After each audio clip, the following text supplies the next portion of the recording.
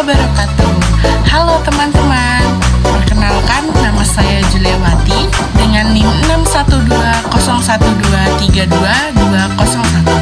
Saya dari kelas RA1 Manajemen semester 5 dan yang terhormat kepada Ibu Adisya Maya Andara MM.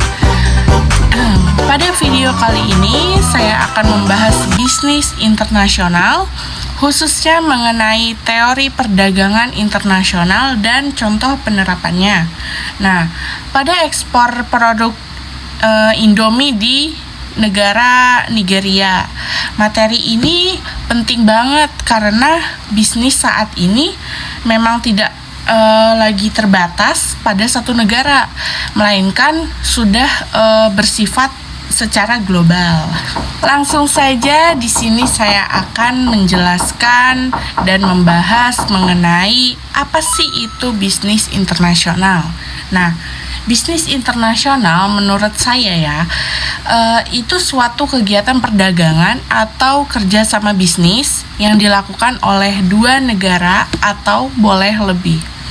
Nah, kegiatan ini bisa berupa ekspor, impor, investasi, lisensi, maupun kerjasama perusahaan lintas negara. Tujuan utama bisnis internasional itu adalah untuk memperluas pasar, peningkatan keuntungan, serta memanfaatkan keunggulan yang dimiliki negara-negara masing-masing. Lanjut, di sini ada beberapa teori perdagangan internasional. Yang pertama ada teori keunggulan absolut.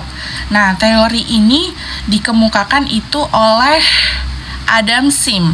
Menurut teori ini, suatu negara akan mengekspor barang yang bisa diproduksi dengan biaya yang lebih murah dan efisien dibandingkan di negara lain. Nah, setiap negara pasti berfokus pada produk yang memang menjadi keunggulannya di negara tersebut. Yang kedua, ada teori keunggulan komparatif. Nah, teori ini dikembangkan oleh David Ricardo. Teori ini menjelaskan bahwa suatu negara tidak memiliki keunggulan absolut, tetapi negara tersebut tetap dapat melakukan perdagangan jika memiliki keunggulan yang komparatif, yaitu memproduksi barang dengan biaya yang relatif rendah dibandingkan produk lainnya. Dan yang terakhir itu ada teori Hacker-Ohlin. Nah, teori ini menyatakan bahwa suatu negara akan mengekspor barang menggunakan faktor produksi yang melimpah di negaranya, seperti tenaga kerja atau sumber daya alam. Nah, teori ini menunjukkan bahwa perbedaan sumber daya antar negara menjadi alasan utama terjadinya perdagangan internasional. Next, pembahasan selanjutnya yaitu mengenai studi kasus ekspor Indomie di Nigeria. Nah, salah satu contoh sukses bisnis internasional di Indonesia yaitu ada pada PT Indofood Sukses Makmur Tbk. Nah, melalui produk Indomie yang telah diekspor ke berbagai negara, salah satunya negara Nigeria. Di negara Nigeria dipilih karena memiliki jumlah penduduk yang sangat besar dan merupakan pasar potensial di Afrika Barat. Indofood juga bekerja sama dengan perusahaan lokal melalui joint venture, sehingga proses produksi dapat dilakukan langsung di negara tersebut.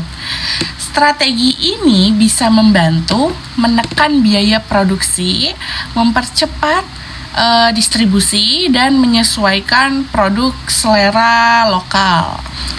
Selain itu juga, Indomie juga melakukan adaptasi rasa, kemasan, dan strategi pemasaran agar sesuai dengan budaya dan kebiasaan masyarakat di Nigeria.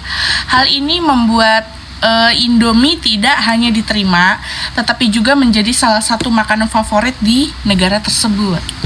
Next, di sini juga saya akan menjelaskan terkait pendekatan internasionalisasi yang memberikan beberapa keuntungan. Yang pertama, yaitu mengurangi risiko karena tidak semua bergantung pada satu pasar. Dan yang kedua, efisiensi biaya produk dan distribusi. Dan yang ketiga, ada peningkatan daya saing global. Nah, yang keempat, ada mendorong transfer teknologi dan pertumbuhan ekonomi lokal. Jadi, strategi ini terbukti efektif dalam memperkuat posisi perusahaan di pasar internasional. Jadi, kesimpulan yang dapat kita ambil dari pembahasan ini bahwa bisnis internasional itu bisa memberikan peluang besar bagi perusahaan untuk berkembang secara global. Nah, keberhasilan di negara Nigeria menunjukkan bahwa penerapan teori perdagangan internasional itu sangat tepat dan didukung oleh strateginya. Adaptasi dan kerjasama lokal itu mampu menciptakan keunggulan yang kompetitif yang berkelanjutan. Demikian pemaparan dari saya mengenai bisnis internasional. Terima kasih atas perhatian teman-teman dan kepada dosen pengampu saya, Ibu Adisya Maya Andara MM. Saya akhiri, wassalamualaikum warahmatullahi wabarakatuh.